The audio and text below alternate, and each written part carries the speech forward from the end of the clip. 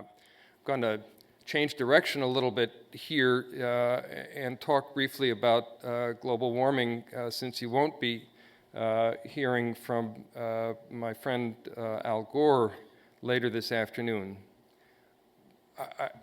It's hardly necessary to repeat, it is happening now. It is not in doubt. It is accelerating. It will add energy to storms, worsen droughts, and extinguish species. Mayor Diaz talked about some of the consequences for Miami. I believe it is the most serious threat humankind has ever faced. There is no area of our connection to the world where we don't find those impacts becoming more and more serious over coming decades. Take just one example, the impacts in Latin America. Precipitation in the Andes occurs mainly during the winter. Snow accumulates in the high Andes, in the Cordillera, and melts during the summer, becoming the main source for rivers in the region. Agricultural activities in central Chile and the Argentinian central western plains are maintained through irrigation from glaciers. Lima, Quito, and many other cities are almost entirely dependent on glacial melt for their water supplies since they receive so little rainfall. But the world is warming. The glaciers are melting. In Peru, which is home to 70% of the Earth's tropical glaciers, about 1/4 of the area has already melted since 1970, and the melting is accelerating.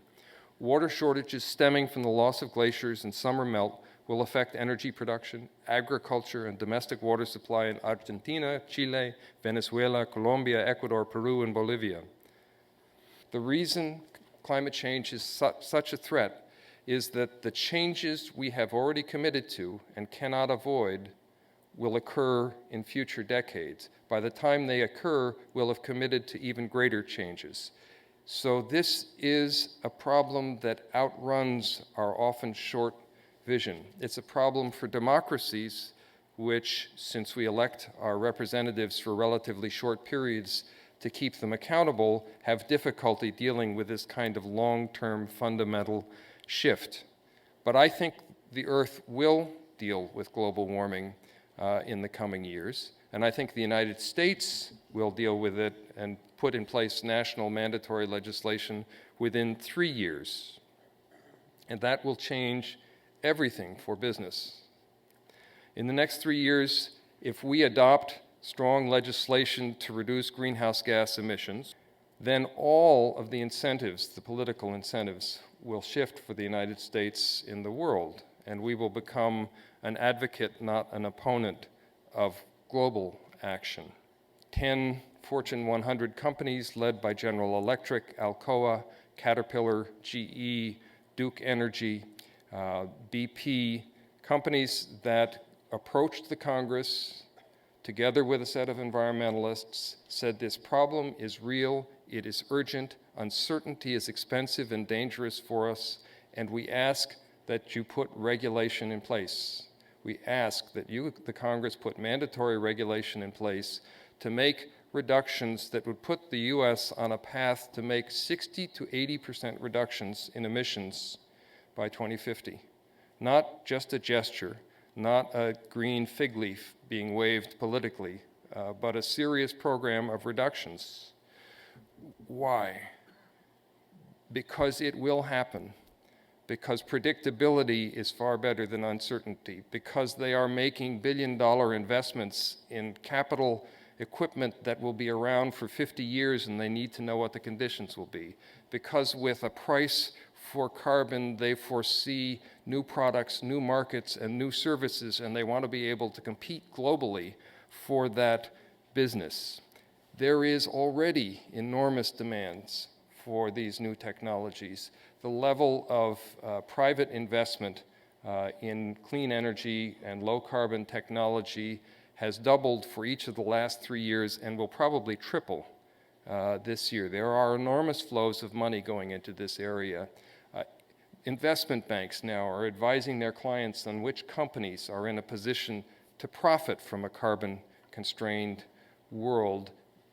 This response will open a torrent of innovation and opportunity, and those who address it early will be in a place to profit.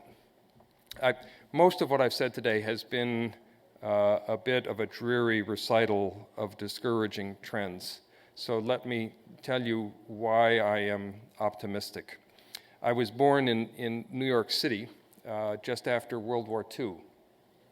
When I was a child, and the woman who took care of me took me to the top of the Empire State Building, we were jubilant that we could see the Chrysler Building 2 blocks away. New Jersey was out of the question. New York was constantly enveloped in smog.